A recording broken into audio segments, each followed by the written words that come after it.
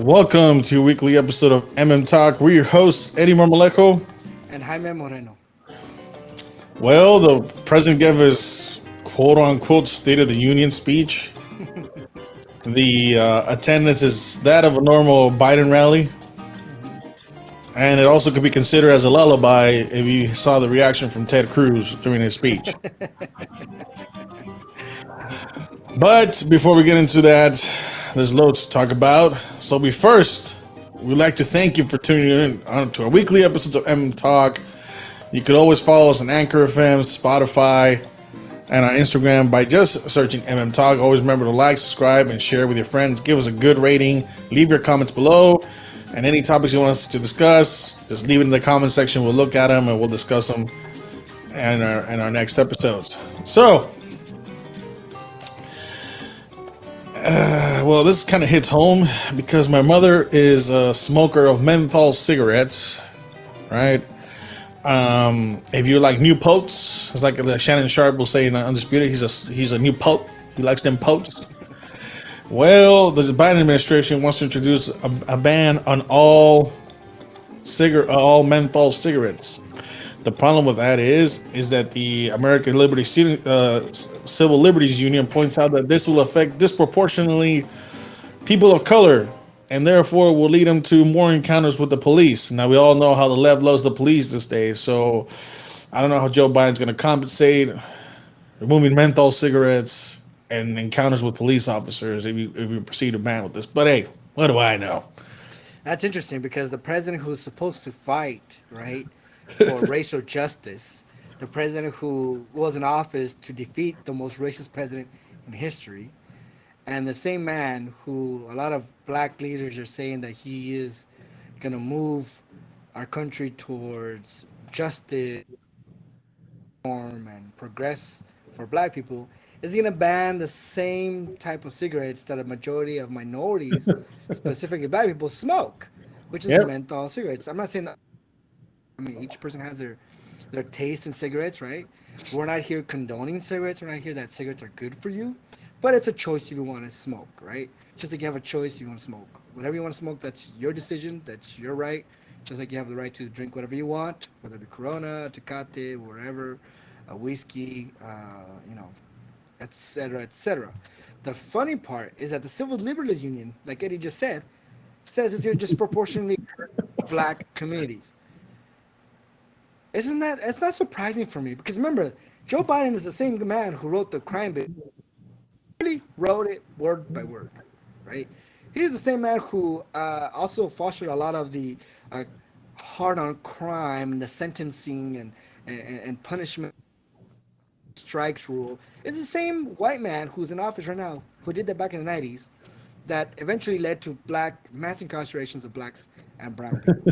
Right? So it doesn't surprise me mental out of safety issues, right, and health concerns, and which is down the road it's going to end up putting more black people and more Latinos into prison, right? Because it's going to add a list into the war on drugs. So it doesn't surprise me at all. It doesn't surprise me at all. It's just kind of like I just find it hilarious.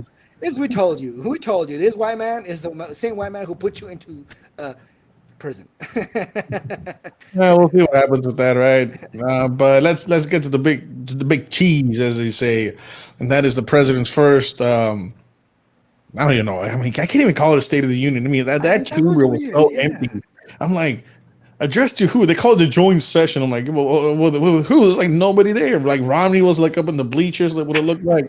Ted Cruz was sitting in the back falling asleep.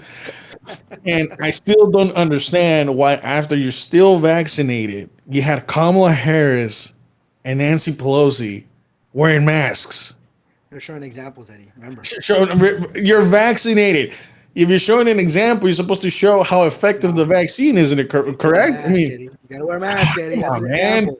Trump didn't do it. They gotta do it. You gotta be better than Trump. So they don't believe in science, right? They don't believe in science because science says wear a mask. No. Science says you don't have to wear a mask if you're vaccinated, sir. Not according to Fauci. Fauci Touche. is science, sir. Touche.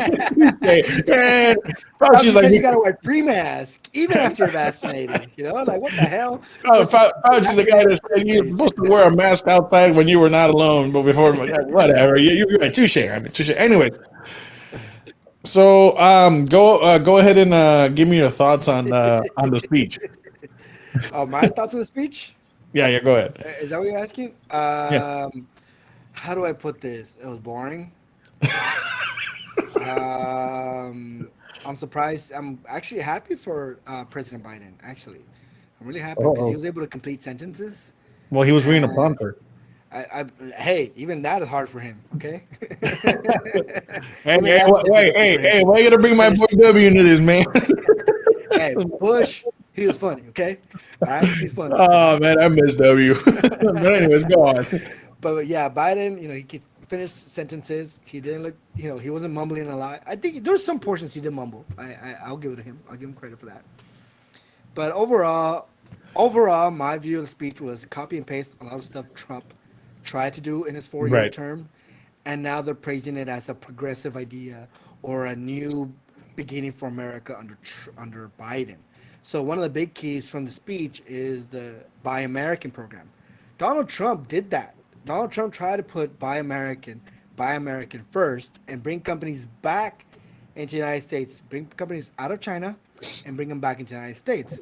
And remember, a lot of the liberal left, a lot of the media, right, were making fun of Trump and calling him an idiot, and he can't do it. It's impossible. He's crazy. He's trying to start a war with China, blah blah blah, etc. etc. etc. I got to repeat. You already know about that, right? Now this president literally copy and pasted the Buy American program from Trump and making it his own. And liberals are standing up like, yes, he cares about America. Yes, he cares about the working class.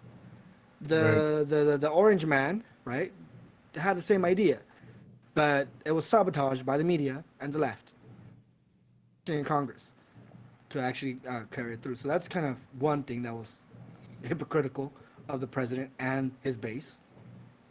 Another thing that was really hypocritical on the president is how do I say this? His immigration reform, right? Uh, we here in MM Talk said that within 100 days. Ain't gonna be no new legislation. Ain't gonna be no reform of immigration policies within 100 days. Today is April 30th, and today was the end of it. Game over, right? So we'll talk more details about that later, but that's part of his speech. Right. And then another thing that I noticed about his speech that was kind of like annoying, or not annoying, but the hypocrisy is this whole he's the one who he's taking credit for the vaccine, Yeah, right? He's taking credit for the definitely, vaccine. definitely, yes. And no, Mr. Biden, no, you didn't. The one who needs to take credit from the vaccine is Mr. Trump, the orange man, the bad man, right? The Because fascist. within his administration, he was able to get the vaccine made. Remember, the pandemic came in March, right? Yeah. I don't know the dates, but let's assume the vaccine in March or April, right? Just for the sake of argument, it came out by November, right? December, the latest, okay? Yeah. How many months did that go by, people? Count it, right? So if we started Nine March, months. right? 9 months. March, April, May, June, July, Nine. August, September, October, November, 9. right? December, right? There was 9. I know you counted at 8, 9, but I just want to make sure people get the visual, right, of what I'm saying, because the liberals tend to be like, I don't believe it, no, right?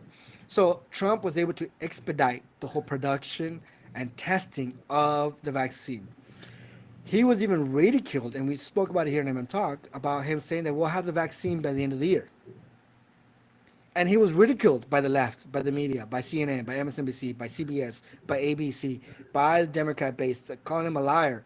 He's lying to the public. He is making false promises. It ain't gonna Right. happen. He's crazy. He's retarded. Right. Está tonto. Está loco. Este Right. chamaco está loco que está pensando, pues. And it happened, right? Coño. So he's trying to take credit for the vaccine and spreading it out and all that. Oh, I got more people vaccinated. We got this. We got this. Mr. Biden, no. No. Just like you would blame, just like you would try to give credit to Obama for the economic boom under Trump. No, it ain't gonna happen, right? You can't take credit for the vaccination and the vaccine coming out on time, and be like, oh, I'm the one who caused it. You did it, sir. You did it. So, and if we all remember, in January they didn't even have a plan the media outlets were reporting they didn't even have a plan how to get the vaccine out, what to do with it, how to distribute it, how much doses, and now they're praising him for being a hero. Come on, the hypocrisy is too clear to miss. That's so far what I have for the speech. And honestly, I didn't even know there was going to be a State of the Union speech. You know what?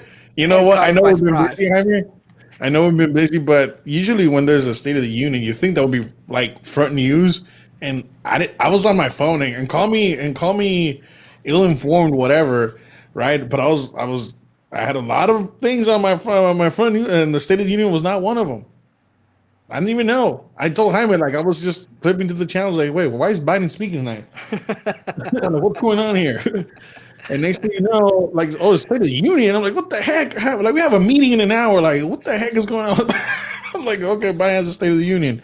Okay, well, let's watch it.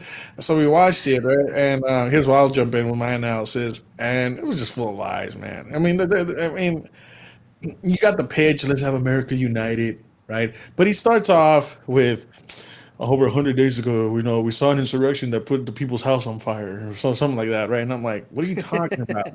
I What never are you saw it talking? on fire. It's not even 1812. Okay, Washington D.C. didn't burn to the ground. Did you have a bunch of hooligans that stormed? Oh yeah, we had an insurrection, and I'm like, it's funny how the guy that talked about unity only points out one day out of that whole year, but forgot like over 100 days of chaos in the entire country where cities burned down, right? Mm-hmm.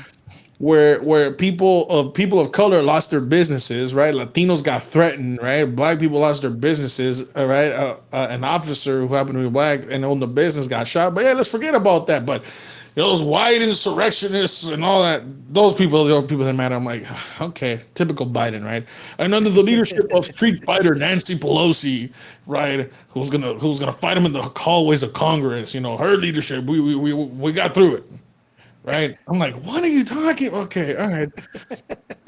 And then, right, he goes, Exactly. and we must, and just, he's talking about pulling out of Afghanistan. By the way, Condoleezza Rice and Hillary Clinton said, oh, that's a bad idea, but topic for another day. He was like, guys, pulling out of Afghanistan, we have to remember that we have to face domestic terrorism at home, and that's white supremacy. I'm like, what?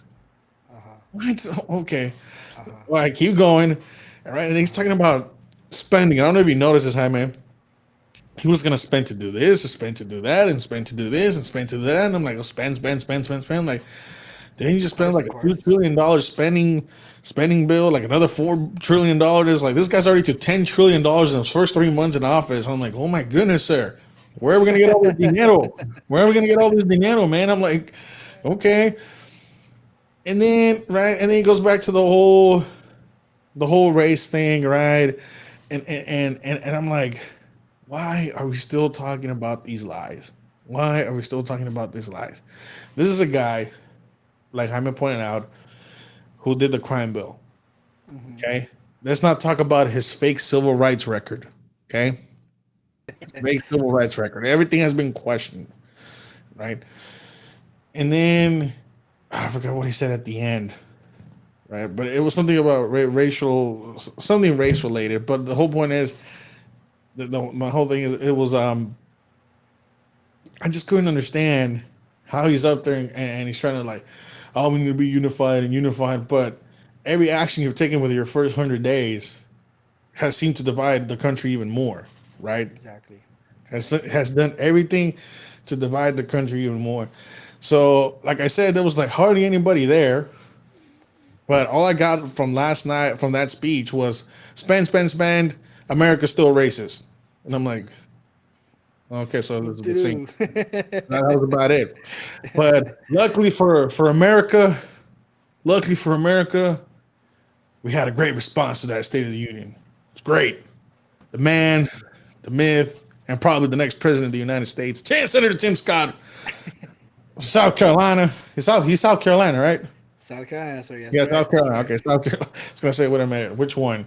Yeah, South Carolina. Tim Scott gives what I think was a well-delivered response and rebuttal to the president's speech. We're like, you're saying it because he's a Republican. No, it's 'cause we say it because we've talked about this, and I'm talking about a gazillion times, right?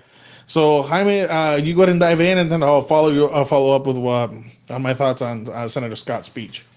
Who's that? Just kidding. What? I said, who's that? Oh, who's that? No, it's not. We're not talking about Julian Castro. We're talking about Senator Scott. All right, so yeah, so after the State of the Union, we had a black man. Okay, Jaime. We had a black man. We had Senator Tim Scott, a black man. And I got to repeat that, a black man. Yeah, okay. A black man. What happens to be black? The reason I'm repeating that is because He's black. the left-wing media is not going to talk about his race. Oh yeah, They're not even gonna show pictures of him. I bet you $5. They're not even showing pictures of Tim Scott. And how do I know this? Because I'm actually have CNN right now on TV right now, playing in the background, and they're talking about some of the stuff Biden's talking about, but nowhere in their video or the montage of the State of the Union do we see a black man. We see a black woman and a white woman, which is congratulations to them for being speaker and first vice president. For getting those titles, even though it's affirmative action selection, even sir. though, the vice presidency was affirmative action in our opinion, but it is what it is. But I don't see a black man. I don't see Tim Scott's face. I see him talking about Tim Scott and how Tim Scott is lying about what he said, but I don't see the face of black man. And the reason I say that is because the liberals are not going to Scott is black, or they're going to try to deviate to the fact that he's black and make you condemn the man as being insensitive, Uncle Tom. I mean, he literally in his speech said that he's received more racial slurs and offenses from progressives and the liberal left than he has from any white supremacist. Okay, he ain't gonna lie about that. He's not saying that just because he wants to get some talking points or to defend his party, racist party. No. A black man ain't gonna lie about who is and who isn't racist. He's not gonna lie about that. He's gonna tell you straight up.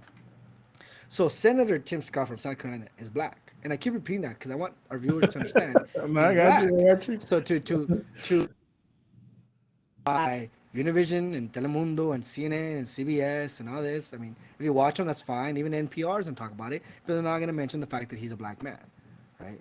And he's a conservative, right? So they're not going to give that up because it doesn't fit their agenda. It doesn't fit the narrative of a, victim senator who is Democrat because he's only because if he's a Democrat he can fight for black rights. But if he's a Republican, he has no right to speak about black issues. So, anyways, I'm done with that tirade. His speech was really well thought. His speech was really well presented. He did really good. He was really natural. He really spoke naturally. His tones changed. Yeah. His tones. That means that he wasn't monotone, just like if he's reading off a teleprompter or going off memory. He's talking like he's speaking to you and I. He's speaking. Very casual. Like casual, he's like he's in the home with you, with that southern touch, right? That southern, Southern hospitality kind of thing. Right? He's speaking to us that way, which is great. He goes through the accomplishments of the Republican Party, the accomplishments of the past administration. He literally on Georgia law and on immigration reform and how the Republicans will have forever financed historically black colleges. They actually signed legislation that Trump, correct. Colleges will not be begging for money for 8 years from now. It's indefinite funding for them.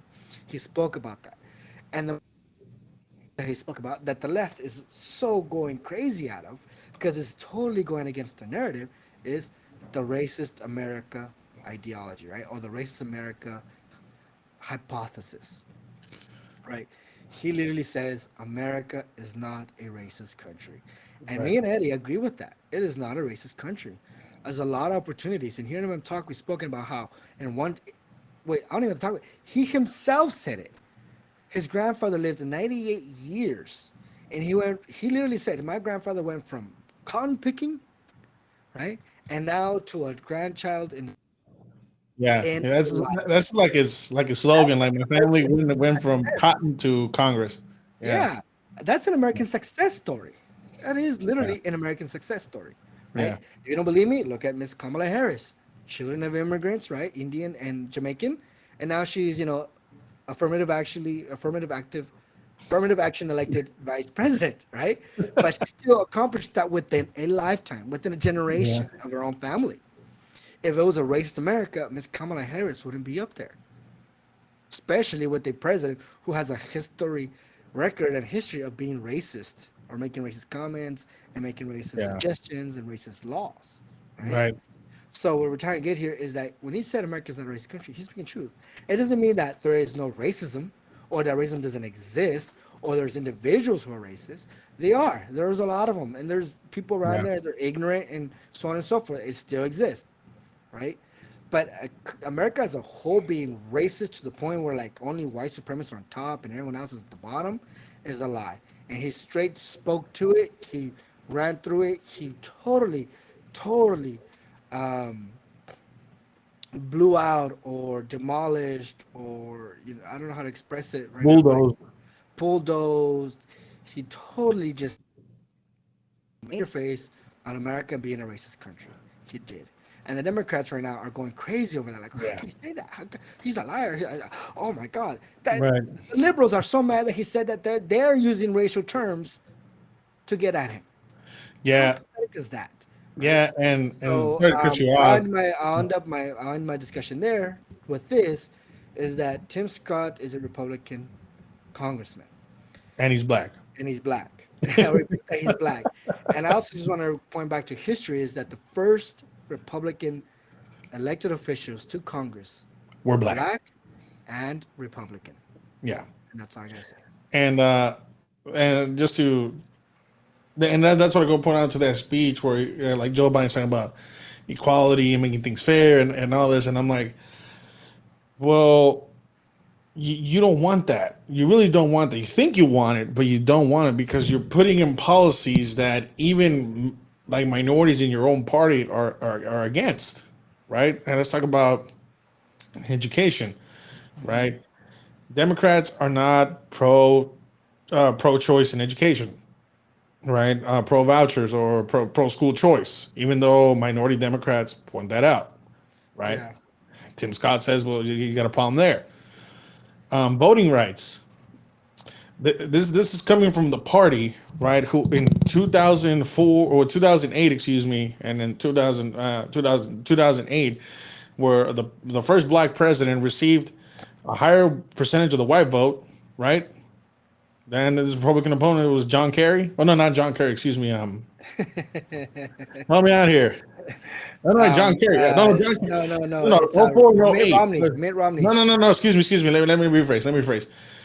In 08, Obama got a higher percentage of the white vote than John Kerry did in 04. Does that make sense? Yeah. Okay, so let's start there, okay? And that's what Tim Scott says. So the first black American president got a higher percentage of the white vote. Okay, then you had 8 years of a black president. Then before that, you also had the first. Then you had the Condoleezza Rice, right, Secretary of State, right? You have a black Supreme Court justice. Now you have a Congress that's pretty much minority led. If you look at the percentages in Congress now, right? Female too. So all these things are going on. Right, and that's what Tim Scott is saying. Like, there's so much opportunity in America that racism is like a minimal thing to worry about these days, right? And that's the thing. Like Kamala Harris and Joe Biden want to paint this other picture. No, it's strong, it's alive today. But if you look at the percentage and success rates of minorities in general to the racist, quote unquote racism, the data doesn't add up. So that's what Tim Scott delivers, right?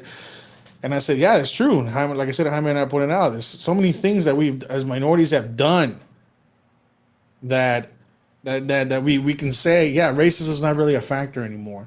We were just on the show of Empire Conservatives, right, the podcast, and one of the hosts pointed out, yeah, even though the lady that always talks about systemic racism, AOC, well, she's a person of color, she got elected to Congress. Yeah, that's true. That's true too. That's true. Like, right?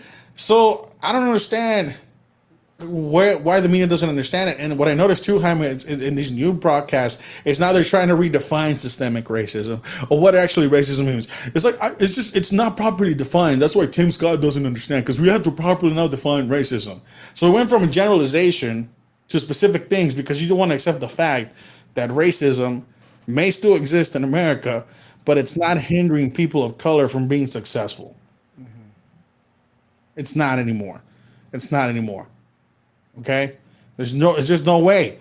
You had 8 years. A lot of the Democrat-run city elected officials are people of color.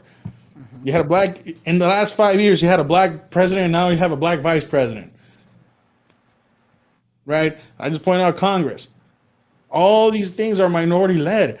So I just don't understand why the left does not get it in their head that we're actually succeeding. And I understand, and this should be a good thing. It should be a good thing. And what does Tim Scott get for saying all these things? Well, Twitter for 12 hours allowed the hashtag Uncle Tim to be publicized on Twitter. That's a shame.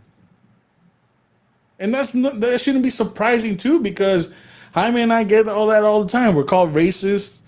We're called xenophobes. We're called inhumane and whatever derogatory term. And we're people of color too. But because we don't accept that narrative, you probably would get a hashtag Mandilo, but but Senator Tim Scott gets hashtag Uncle Tim.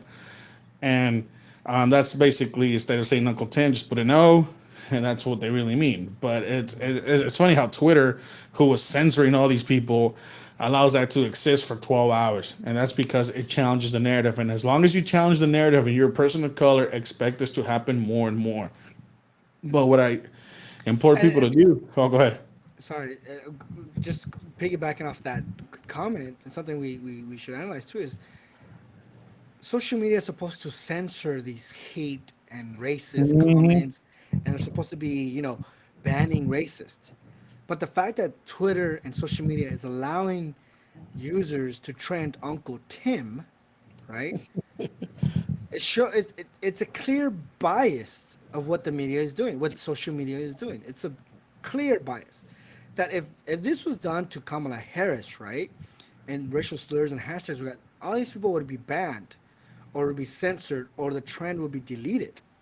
But because this trend is coming from the left, from progressives, from liberals, and peacemakers and peace and love and justice warriors, the fact that social media isn't banning this trend is clear indication of the bias. It's clear indication of the bias and support and a backing of liberal progressive ideology, right? Because if this was a conservative thing, I would have banned. I mean, they literally banned President Trump, right? Because of his racist overture, because of his violence, because of his, they're banning PragerU, for goodness sake, right? For their violence and their racism. They're banning all these other people. They banned a black girl, right, from PragerU. I forgot her name on top of my head, but they're banning her from her stuff too, because it, racial stuff, or because it's not true, whatever it's called. Right. But they're allowing the left to use racial slur, hashtagging a racial slur, and spreading that racial slur towards a black conservative, and the social media platforms aren't banning it, aren't suspending accounts, aren't punishing them for what they're doing. And that's a clear indication. If that's not a clear indication of the double standards and the bias by social media against conservatives and in favor of progressives, then you live under a rock. But if you're a normal, functioning, rational person, if you see this, then you need to speak up and see this is going the wrong path. Right? So I just want to say that. Sorry about that. I'm not sorry about mentioning it. I'm actually wanting to make yeah. And so, like I said, Senator Scott gave a great speech, spoke a lot of facts in there, and of course the left is not going to accept it. I mean, I just told you the left is not trying to redefine racism, because he pointed all everything that we even hear in MM have talked about. But yeah, we'll see what happens. But speaking of racism, y'all remember like last year around February, late February, and when President Trump issued a travel ban. The racist travel ban, yeah. Yeah, the racist travel ban. It was deemed xenophobic. You remember when Nancy Pelosi went down to Chinatown, got some mushu and some kung pao chicken, and stood in solidarity with the Chinese people and said, "We will not Right. stand for this racism in our country." Joe Biden's campaign, "Oh, this is xenophobic." Well, it's funny. It's funny because as effective May 4th, there's a travel ban on India, Is that right? and the reason for the travel ban on India is because of the resurgence of the coronavirus in that country. Are we? What's going on here? So last year, y'all went to Food Chow restaurant down in Chinatown, right? Nancy Pelosi over there ordered some mooshu, some kung pao chicken, some meals, some orange chicken, and fried rice, whatever, trying to help out those businesses, and say we're standing in solidarity. And Joe Biden in his speech said it was xenophobic, but now, and the reason that Trump put the travel ban is, of course, to stop the coronavirus from getting from China to the United States. But now Joe Biden's doing it, and I hear Exactly. Exactly. now I'm a poker guy, right? So give me the bet, but I'm gonna raise you one. Okay, I'm gonna raise you one. Jaime, can you please tell our viewers and our listeners who has the second largest Muslim population in the world?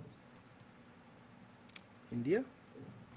That would be correct. Behind Indonesia, India also has the second largest Muslim population in the world. Now I go back to the so-called Muslim travel ban by President Trump, where he basically banned the same 8 countries that the CIA deemed were terrorist havens during the Obama administration, and he also was called racist for that. So basically, one country has given a double dip of xenophobia and racism for President Biden. And the world has reacted by Applauding him. I have not heard one beep. I have not heard one, maybe because, like I said, I've been busy all day. But when I read Joe Biden's India travel ban, I thought, wait a minute. So Joe Biden bans an Asian country, right? One. One, bans an Asian country over the coronavirus. One, and two, bans the country with the second largest Muslim population in the world, and nobody's throwing a fit. Nobody. I'm like sitting here, I'm laughing at it because, like, do you understand that India has the second largest Muslim population in the world behind Indonesia? And not only that, social media and on TV, you have these trends about Asian violence and let's not hate against Asian discrimination. and let's love Asian discrimination. He just banned a large Asian country. Yeah. Unless you think Asians look a certain way, India is Asian. Yeah. It's not. I'm not laughing. I'm not laughing because he's. Well, I'm laughing because he's doing it, but for the reasons that he basically criticized. It had been Trump. Yeah. So basically, it's again the double standard. Exactly. They both close Asian countries, right? Exactly. But then also because of security purposes, one issued a travel ban on Muslim countries, right? They ended up to the Supreme Court. I wonder if this one's going to end up to the Supreme Court too. One puts a travel ban right over issues of the coronavirus, and it happens to be Muslim, but nobody's reacting the same way. And this is that double standard again. And I'm like, why? Why? We get it. You're trying to secure the country, but this is where the left doesn't get it, and we conservatives are like, we get it. Right, but unlike the left, we're like, oh man, let's go eat some curry tonight and stand with our Indian brothers so we can virtual signal that we are all United Americans. And not only that, throughout the whole pandemic, there was a halt in visa permits and travel to the United States, right, from anybody across the world, and that was considered anti-immigration, and that was considered anti-minorities and anti-brown people, and that Trump wanted to keep America white, right, for stopping all travel to the United States by foreigners to stop the spread of coronavirus. And then President Biden puts a ban on India to stop the spread of coronavirus into the United States from India, and he's seen as a hero. Yeah, and it's sad. Like, That's what we what talked the about hell here. is the? What the hell is? It's just like I said. It's just politics. It's just lying politics by the Democrats to make commotion so you can vote for them and demonize the opposing party. And it's their tactic, and it's the tactic they've always been doing, that it's hurting Americans, right? Because I mean, any rational person would be like, yeah, there's a high percentage of coronavirus, let's ban a little bit of that until it gets controlled and Right. settled and handled properly before they start coming to the United States and start affecting us, Americans and immigrants and undocumented people who live in the United States, right? But no, you know a conservative does it, or President Trump does it. It's racist, and you hear about it 24/7 on all the media outlets from Yeah. CNN to ABC. And then Biden does it, and it's like heroic. Yeah.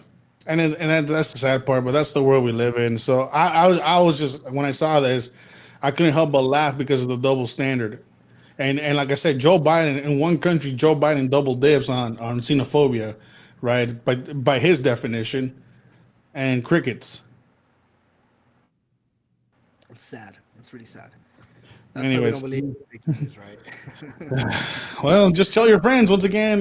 When your Democrat friends talks about how Trump did all this, well, just tell what Biden just did. He double dipped. He But did it anyway, worse. Yeah. so Jaime, last week I gave my thoughts on the George Floyd case, right? Our last Oh, episode, that's right. and I said that I didn't agree with the murder charges that were brought against Derek Chauvin, right?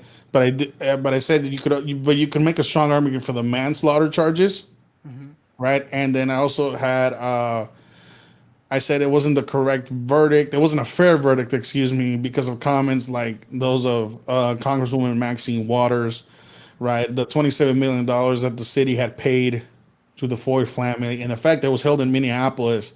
All these things for me brewed an unfair trial. But let's quickly, can you give us your thoughts on the verdict of the Chauvin case? Quickly, honestly, I don't think it was biased. I think it was, how I say this. If we're gonna bring up the, okay, so I agree that the homicide charge could be applied. Everything else, the other charges, right? The other charges, I forget the top of my head right now, but the other charges don't seem to apply in this matter, right?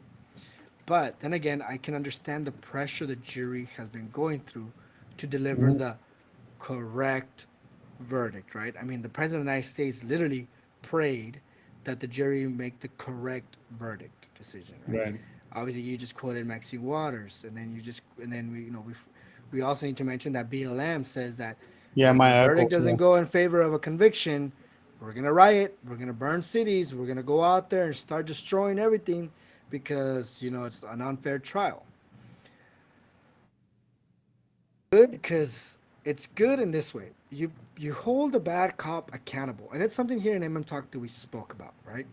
Not all police enforcement are evil, racist, bigots, and troublemakers. They're not all of them. There's a lot of people who serve and want to serve the community, and they do good for the community to protect and serve them.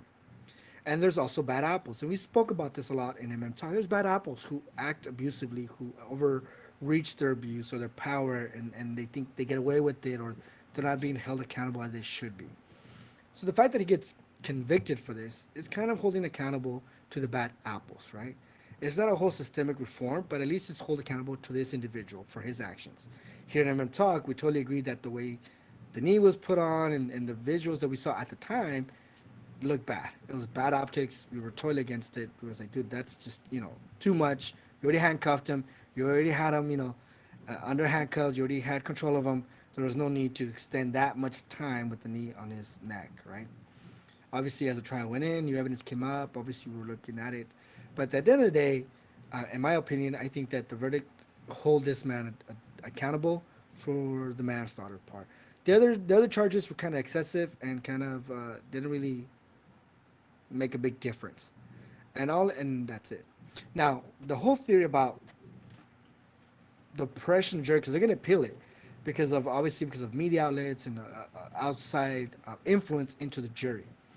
One thing we need to remember is that we all on TV for the past 100 days last year the destruction of many cities across the country, the Right. BLM protest, the BLM marches, the destruction of property, of banks, of small business owners. We spoke about it a lot here in MM Talk, how business owners and small community the restaurants, clothing companies, and clothing stores, and shoe stores, and malls, and stuff like that were being destroyed by these riots, by the protests, by the Black Lives Matter protests, to the point that they paint in yellow, on the street in front of the Capitol Hill to in solidarity of Black Lives Matters. That even, former Congressman Cummings, Elijah Cummings. Yeah. Elijah Cummings, a former civil rights leader at the time of MLK, stood there, to show support of BLM and fighting racial injustice in America, right? We all had that image. So even before President Biden and BLM made those threats during the trial, everyone in America has the vision and has the imagery of the destruction that happened throughout the country during the Black Lives Matters. So the jury already went in there with that mentality, with those images in their Yeah. minds, that if they do a verdict, whether justified or not, that doesn't go in favor of condemning this officer, the first thing that was popping in their minds, I bet, is the riots, cities, the protests, the endless. I mean, in Portland, they're still fighting racial injustice in Portland, right? So Yeah. all that is still in people's mind prior to the jury being assembled, right? This isn't like O.J. Simpson where they put everyone in a hotel, Hotel. Yeah. took cell phones out, no phone calls, and you can only watch certain channels, no news, nothing to influence the outcome of the jury, right? If you guys like the People versus OJ, you'll see that, and even in the actual case, you'll see that. Here in this case, they all went home. They all have access to their phones. They all have access to TV. I mean, no one's monitoring what they're watching, not watching, where they're getting the information from or not, whose opinions they're listening to, whether it be Fox or CNN, right? There was no control of that. So I'm not trying to say that this was a bad verdict, but I'm saying that that has to do a lot with the influence of the verdict, right? I'm not saying Chauvin is innocent, and I'm not saying Chauvin should be free or relieved of the charges. I believe that Chauvin should be held responsible for his actions, right, as it's supposed to be. But I do want to say that a lot of this verdict decision, was influenced prior to the actual trial date. I mean, we all had the images. I mean, what has the media, social media, all 18, news organizations did not. When did they not? When did they stop reporting about BLM and the marches and the protests Right. and the violence and power to and reform and defund the police and bring justice? We saw that for an entire almost half a year last year, right? Yeah. So And I do believe there was some influence on it. But in terms of convicting him for manslaughter, I do agree with that, and I think he should be held accountable for that, and he should go to prison for that. I always said here on MM Talk, no encounter with the I police should disagree. lead to a murder. No I encounter with a disagree. police officer should lead to a death, right? There's a lot of countries around the world who No, not I necessarily have that, right, encounter where people leads to death, especially for whatever it is. For $20, really, it shouldn't happen in my opinion. But that's my analysis of it. Manslaughter should have been the case there. Other than that, I think could have been there could be the case for if outside influence into the jury. To prove it, they would have to prove it substantially with affidavits and testimonies and stuff like that. Search histories, maybe on cell phones and computers and stuff, which is an invasion of privacy, which is the Fourth Amendment, right? But other than that, um, I think that he deserved. It's not going to be a change to the system, but he was held accountable, and that's what I care about. This individual be held accountable. It's not a referendum on all cops. It's just a refer. It's just set an example on this man that bad apples need to be persecuted. Because remember, hearing him talk, we also talk about his behavior patterns prior to this, right? Of right. the officer, But his uh, his uh, his record, his disciplinary actions, and so on and so forth, before actually coming up to George Floyd. So there's already problems with this gentleman, right? but He's still in the law enforcement, and it led to this, right? So that's my yeah, opinion. I mean, Holding I bad apples accountable. I agree with like 95% of things you said. I just don't think you could still call it a fair trial, even on the manslaughter charges, because it wasn't proven beyond reasonable doubt that there was the different camera angle, there was the toxicity levels in the body, there was no sign that the trachea got damaged, so that led to the asphyxiation. Well, I agree with 95% things you said, Jaime. I don't think in all of it you can say even the manslaughter charge, even though it had the most probability of being going one way or another, had the best case present, that had the best chance of being presented. There was still a lot of reasonable doubt, and I don't think, like I said, one, he got the fair trial. Two, wasn't proven beyond reasonable doubt, and three, holding somebody accountable. He was only held accountable in the sense of public opinion, and this is my opinion, and I'll leave it here. In the sense of public opinion, but in the way the justice system works, no, and that's why I said it's probably going to go to it's probably going to be appealed, and I wouldn't be surprised if it's overturned. And then I I don't don't know think what. it'll be overturned. Actually, I think it will be stand up, because I mean, remember, yeah, it doesn't and matter maybe what right. jury. Even if you do retrial, every jury that goes on to that trial has already had those prior to this Yeah, verdict. and you may be right, but I mean, we'll see what the It's still appeal going to be process is. upheld, I just in my think, opinion. even though, like I said, I agree with everything you said up to saying hold this guy accountable. You can't. There was no proof beyond reasonable doubt in this case. This case had more reasonable doubt than the OJ case, and that's the problem for me.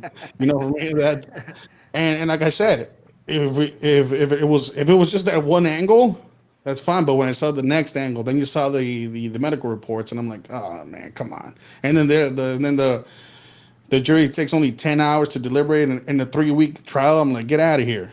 So I'm like, but I get it, and that's your opinion. I just correct it, but I kind of disagree with 5% of the things you said. That's 5%. fine. Yeah. So we'll see. But there was one question, right, that was never answered in the trial. Was this racially motivated? Now I want you to hear really quick what the Attorney General of Minnesota said on 60 Minutes when asked the following. Was this a hate crime? I wouldn't call it that, because hate crimes are crimes where there's an explicit motive and of bias. We don't have any evidence that Derek Chauvin factored in George Floyd's race as he did what he did. There's no evidence that Derek Chauvin factored in race in his actions against George Floyd. What have we been saying in MM Talk since last year? Studies after studies after studies shown that police officers actually restrain themselves from using lethal force against African Americans. Shootings in representative of the population, right, are low in minority communities. Studies from Harvard all the way to Washington University have shown that there's no real evidence that cops hunt people of color down. And now you just had the Attorney General of Minnesota, the guy who brought up the charges against Derek Chauvin, say, well, there is no evidence that Derek Chauvin acted this way because George Floyd was black. So doesn't that defeat the purpose of Black Lives Matter? That's the Attorney General is black of Minnesota. Okay. I just said it. The Attorney General was black. The police chief was black. Half of the jurors were people of color. Mm-hmm. And he just said, well, Jaime and I have been saying for almost a year and a half that, well, there was no evidence of that. Because there isn't. There isn't any evidence of it. Mm-hmm. Look at all the studies. I had this conversation with somebody one time. I think I've said the story here before in MM Talk. I said, and this is what this person said. What we need to have is studies that actually look into this to determine if it's true or not. And I said to this person, the studies have already been made, and there's no proof. This person's response was, "Well, that's not the cure." What does that even mean? What does that even mean? You can't cure racism because, unfortunately, there's going to be bad people. There's going to be bad cops. Oh, cops have to be representative of the community. LAPD, 49% cops are Latino, 49% of LA residents are Latino. What more do you want? And there Joe Biden is standing at the State of the Union. Oh, well, the insurrectionists on January 6th. What about the people that burned the country down? What about those people who seceded from the Union and made up Chaz? Who then segregated people of color into little squares? This is what I'm talking about. This is baloney. It's a con. It's a con, man, and it's getting people hurt. There's a probe I was reading today. So the issue with Ma'Khia Bryan in Columbus. Now the mayor wants a federal probe for the police officer shooting Ma'Khia Bryan while she was about to stab somebody else.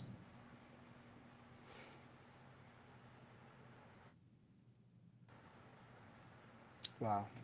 But you liberals, right? And I'm talking to you liberals right now. Don't question these things. You're all about the signs, y'all about the facts. But what about traffic stops? Fix your light. Fix your registration. Don't cross the stop sign. Don't turn on red if it says don't turn on red. Comply and you won't die. It's easy. If the officer is being an a-hole, take the report, take it to him, but you're still going to be alive. Like Jaime says, I don't want people to die in the hands of cops. Neither do I. But they're the attorney general, right, is saying, oh, there's no evidence of that. So what the hell have the country burned down for? Exactly. And now we have these stupid curriculums of the 1619 Project. BLM officials being elected to school boards. All over a lie. Cops can't even do their job anymore. But guess what? It's going to be a problem because now cops are leaving the force. Police officers are either retiring or they're basically quitting because they can't do the job anymore.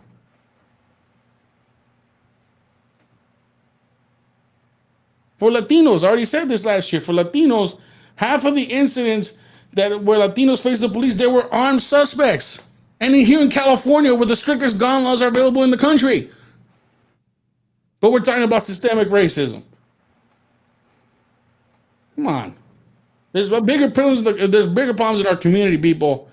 And it ain't the cops. Cops, literally for Latinos, are like less than 1% of the problem. But I digress. Go ahead, Jaime. No, and I agree with you 100%, Eddie. I mean, this whole narrative about racial injustice, now that we're putting in curriculum with wokeness material of measuring your racism and measuring how white privileged you are, and now bringing curriculum of 1619, which talks about, oh, America is just inherently racist, and we're just racist and racist and racist, and is an evil, and now we have curriculum where we have where we're now to work to blacks and browns that is going to cause division within each other, right? Of racial division and racial tensions between each other. So this whole thing, like Eddie says, based on a lie, right? Based on a lie that people are inherently racist just because of the color of skin is in itself racist. And I don't know why our country is allowing us to be punked into believing this ideology. Where are common people with common sense looking at this and saying, you know what? I'm not a racist person. I don't think my children should be facing this, feeling guilty for something that I never did, will never do, and I never raised them to do, right? Because of wokeness, because these small interest groups, and I say interest groups, because if you look at politics, right? If you study politics, it's something that Eddie and I spoke about a while back in MM Talk, is a lot of people who are making the noise about racial injustice and who are on the news and the media talking about we need to do wokeness. It's a small group of people. It's a small group of elitist, self-proclaimed spokespeople for a population that doesn't give a crap, right? And they're called small interests. They lobby Congress people to make laws. They force them, they pressure them, they threaten them, they just annoy the hell out of politicians to make them, in representation of the larger community. But a large percentage of Americans don't see themselves as racist. And a large percent of Americans react based on how you treat me is how I treat you back. And that's how large Americans function and work and have always functioned and worked after the civil rights movements. And these woke people trying to shove it down our throats and trying to force us to think that we're inherently racist and there's nothing we can do about it other than just, punish ourselves and walk around talking about, oh, I'm racist, sorry, apologize for everyone, is stupid, it's ridiculous, It's pathetic. It's self-righteous. It's seeking attention, and it's not solving the problem. Right? It's not solving the problem. And I totally agree with Eddie. Based on a lie where statistics from Harvard, Stanford, the top universities in the country, CDC, Human Resources, the Department of Labor, the Census Bureau, all these organizations point out that there's no evidence that there's a systemic racism putting people down. There's individuals who are racist, yes. But the Yes. whole system, no. No. No, at all. Hell no. It isn't. And so this belief system is just to gain power, is just to control the masses, and to pretty much power and control the masses. That's what it is. It comes down to that. And finances. I mean, I don't want to talk about BLM's founder, buying $1 million homes. She has the right to do so, but hey, money Not came in the from black somewhere. community. Hopefully, we find out where the money came from, because hey, our $1 million homes don't, ain't buying chocolate from the candy store, right? What I'm Maybe she trying to bought say with Bitcoin. this is that what I'm trying to say with this is that we're allowed the masses, the large percentage of Americans who don't agree with this wokeness agenda are sitting back and taking it. Yeah. They're sitting back and Yeah. taking it. That's the problem. We're talking about we have the power of the vote, and then we go around every 4 years talking about we have the power to change and to vote people and to use the power of voting and to use the power to remove and put elected officials.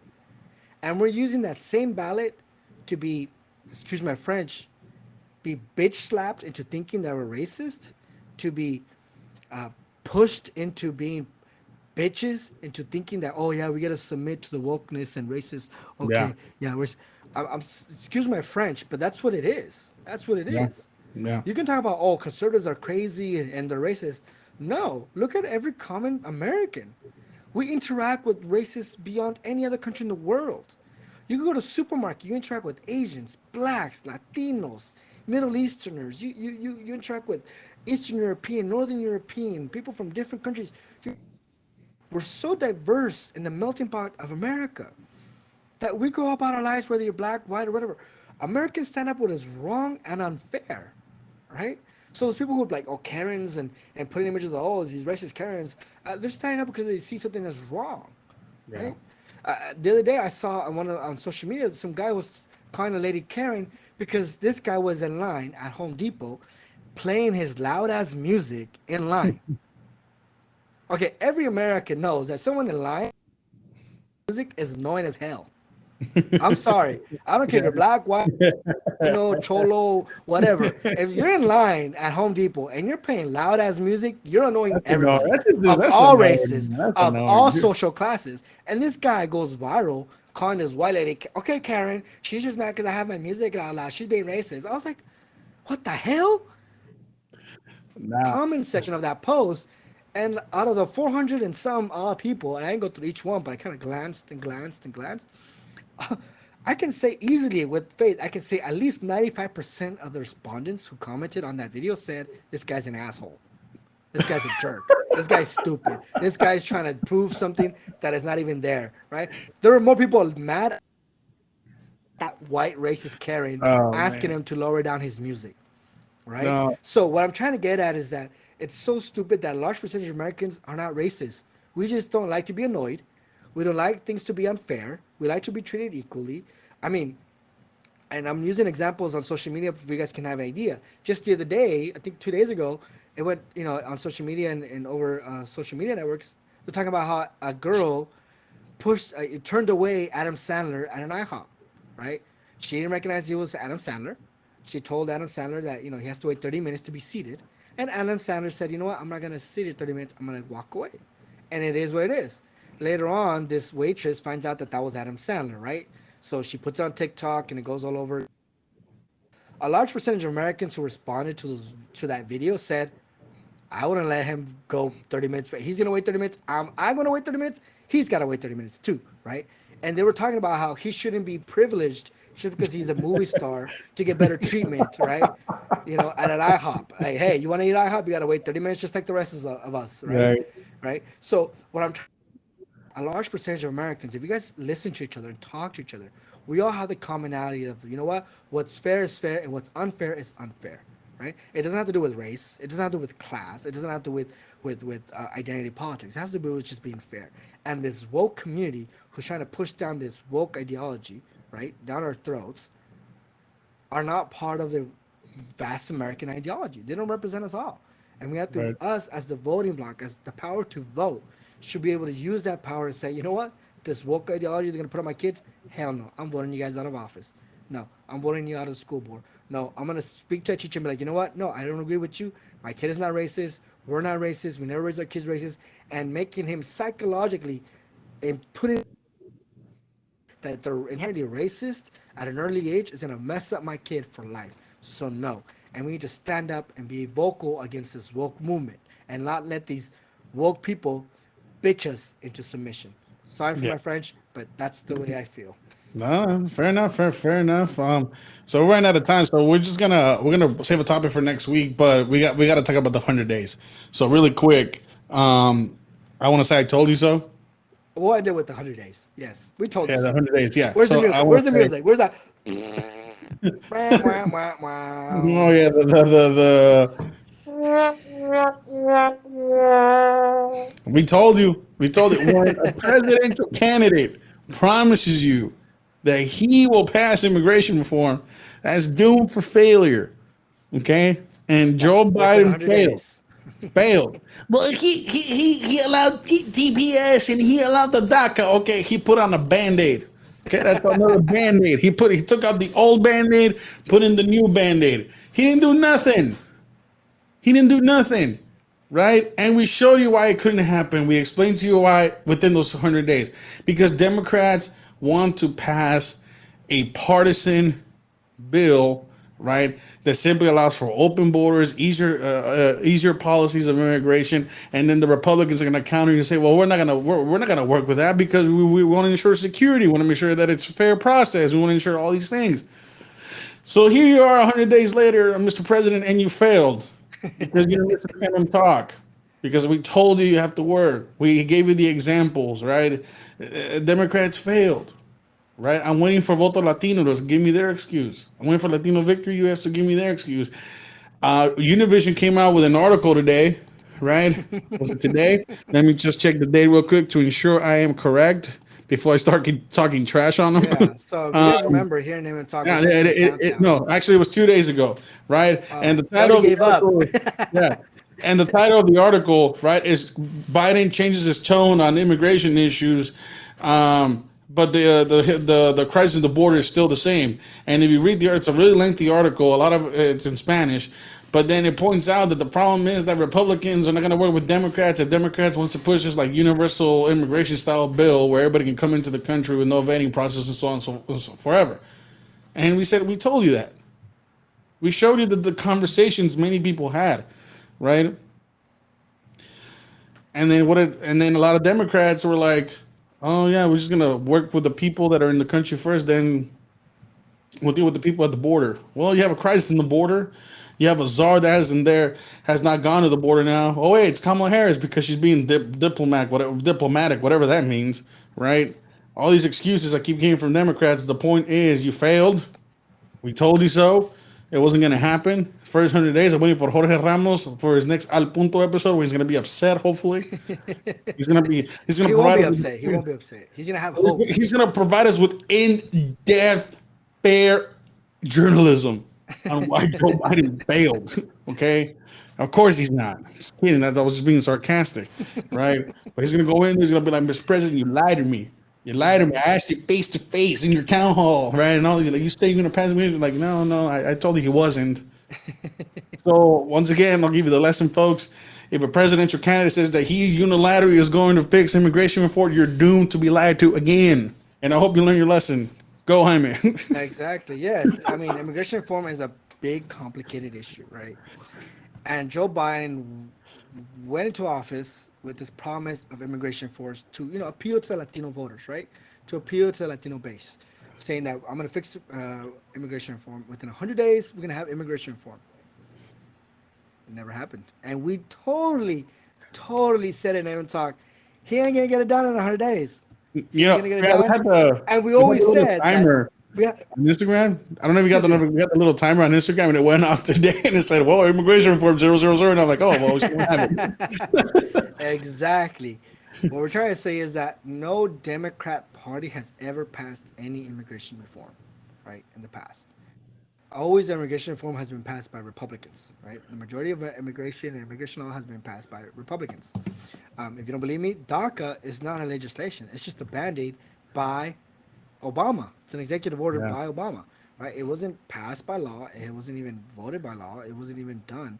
It was defeated, right? And it was defeated only because of the small issue of the time that we're going to allow to get this benefit.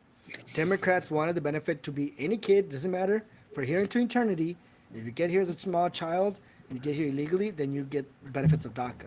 Republicans said, no, we shouldn't do that because that encourages more illegal immigration, more undocumented immigrants into the United States, more people overstaying their visas, more people overstaying their work visas, more people, in, illegally by hopping the border and so on and so forth. We have to have a time frame, right? And to avoid more undocumented migration. That was just a debate between both parties. Both have, you know, some valid points, but obviously the correct will be is the Republican point because you don't want just anyone just to come and just encourage, Yeah. like we're seeing right now with Biden. We're gonna fix immigration. We're gonna help all immigrants. What happened?